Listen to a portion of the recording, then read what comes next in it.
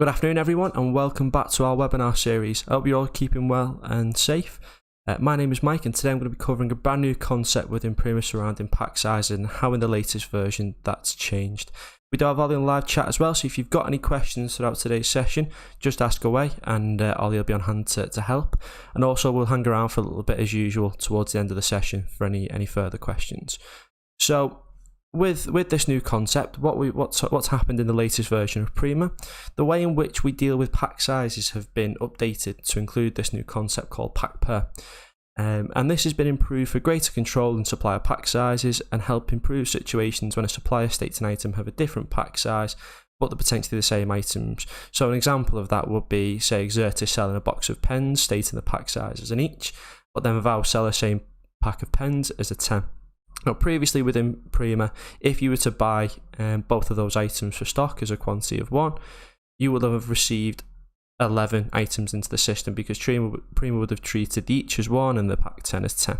So with this new concept now, if you were to do that, you would receive 20 as you will have physically received within the system. And another example of where this has been improved is where suppliers state the item are the same pack size but they are different. So they both say they're in each, the item's in each, but one supplier says an actual genuine each and the other says it's a 10. And basically with this new concept, we've been able to add some pretty good features to the system, which we'll be covering in a little while, which are basically how you can select a preferred sales unit, splitting units properly within the system, and then a brand new sharing stock feature, which we'll touch on today, but there will be a dedicated webinar coming in the next few weeks of how to use that properly. So as I said, with this pack per, you may be thinking, well, what's this pack per? What is it? So with this change, Prima now define the way that you stock that product. So we've introduced this stocking unit for every product in the system as a default. And this is defined from the data from suppliers through Fusion or the suppliers where we get data directly from them. And if the suppliers don't provide this data, then we treat them as a pack per 1, meaning that item as a starter cannot be split. So we'll be coming on to how you can deal with these different items over the next couple of minutes and how you can deal with these. So if I just go into a product to show you basically what this pack per looks like now. So I've got one here. So we've got this Brother Thermal ribbon, and you can see in the description it's a pack of 4. And we can see now with these options, whereas you used to be able to change the default unit to be whatever you want, we've got the 2 options here which define a pack per. So for this example item here, Prima as a default says when you buy this item, you stock this in 4s. So that is what you stock this in. And with that being said, it doesn't matter what the pack size the supplier says. So if I go to the suppliers button here, both suppliers say this item is an each, but it doesn't matter what they say now because Prima will default it as a 4 from the data that has been provided. So that is what pack per is. So if you were to buy this item, you would be stocking it in 4s.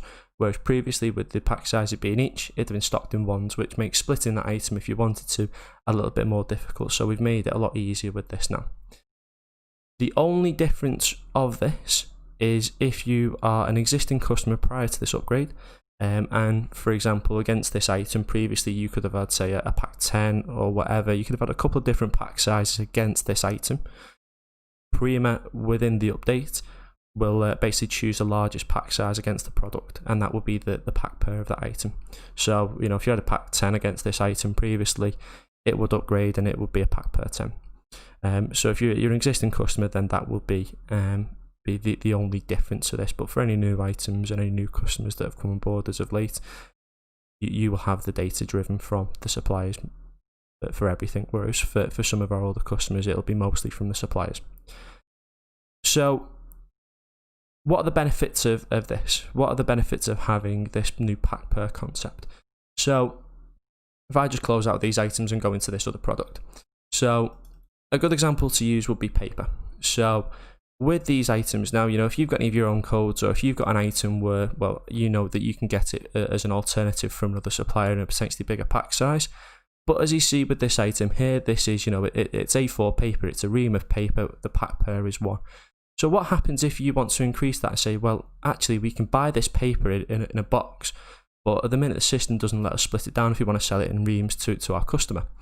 So now what we've introduced is your ability to actually change what the item is stocked at. So within a product, we've got this split unit. So as an example, if we wanted to change this from being a ream to a box, to being stocked in a ream into a box, we can use this split unit. Now this is an irreversible change. If you make this change, you cannot change it back. So you've got to be careful that what you're doing is correct and what you want to do is the correct thing. So if I just click OK, we want to make this into a box. So we want to change the unit that we stock this into 5 and the name to a pack of 5. And basically what we're going to be telling the system going forward is this item is stocked in 5s instead of 1. So if I just hit apply with that now, let's say it's an irreversible change, you still want to proceed, we click OK. And once it'll go through and apply, that updates that to a pack per 5. So the system now treats this code being stocked in 5s. Now, one thing to mention with this, the point of this is if you want to split this item down. Now, with that being said, that we've changed the pack per, that does not create the unit just yet. So what you'll have to do is if you are looking to split that item, if we go into the unit and pricing, it's got the bigger pack size in here, which is what we've just done. But we may want to create an each, because we want to sell this in reams still, but we buy it in 5s, we'll sell it in reams. So I'll just create a new pack size here for individual. I'll just price it up at something for the time being. So we've got nothing in there, so it's not blank. So we've got some pricing in here, and that's our ream price. Now, another benefit that's been added is the ability to select preferred selling units. So as I say, you buy this in a box, but your customers may buy these, you may sell these in reams. Whereas previously in the system, you had to sort of choose the default unit for whatever you sold in and stocked in. With Prima now, you have a definitive split between the two. You can stock it in one unit, sell it in another. And a way to default that preferred selling unit now, to say, right, I always want to buy these in an each, is using this little tick box here. So if I was to tick this, that will be the default unit chose on the web store, on your sales orders, your sales quotes, and that will be the default unit. It won't change what's being stocked as, where previously if you change the default unit it would. Going forward, that is just the default selling unit that is being used. And that's how you'd select it. So now what we can see with this product is we're going to stock it in boxes, but the preferred selling unit, what we want to sell to our customers in, is a ream. And that's one of the benefits. You can easily separate what you're buying in and what you're selling in properly. And then the final benefit of this, of the entire sort of pack per and the concept of it, is we can now share stock properly between products. So we've got this A3 paper here. Now this may have been a code that you've set up for all your customers. This is the item that they have on all the contracts and everything. This is the default product that they know when it comes to buying paper. But that's your own code. You may not buy this, you may buy another item, but previously you'd have to swap stock into that item and everything. But now with this concept, what we've been able to do is under the alternatives, we've been able to set it so we can share stock. So you can buy stock under this Xerox code and then sell it under the A3 paper, and it will take stock from that item. So you'll have all your reorder levels and everything set up against that item, and basically the stock will be taken from it. It'll share stock between it. So we're not going to come into that too much because there will be a dedicated webinar covering that, the ins and outs properly.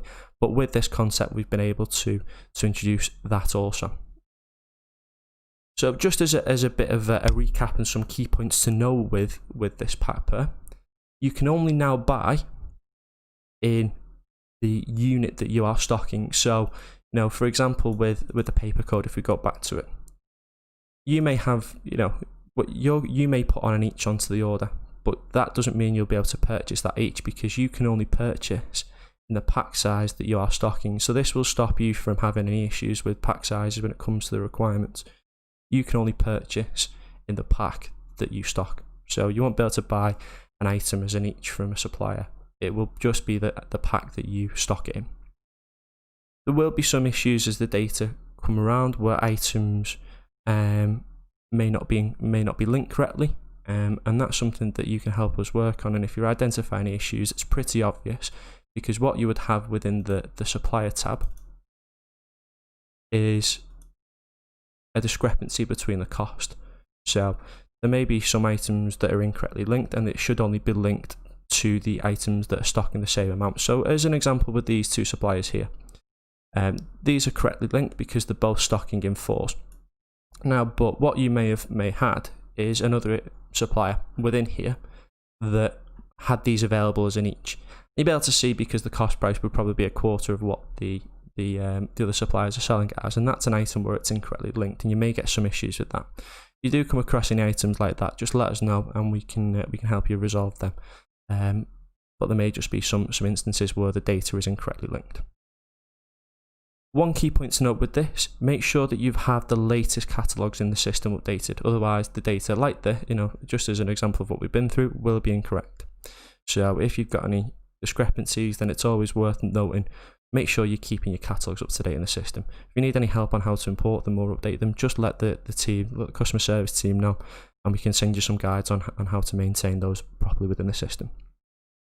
And then the final key point to note, which I sort of touched on briefly with the split unit, is if you do use the split unit option, you can only use that when the pack per is 1. So it's only allowed to increase what you stock at. So for this item here where we've got 4, we can't split the unit any further. It's only where the pack per is 1. So it's only where the supplier's data says, well, you only supply that in a 1. You can't split that down, but you know that you can. So you can use that to increase that yourself.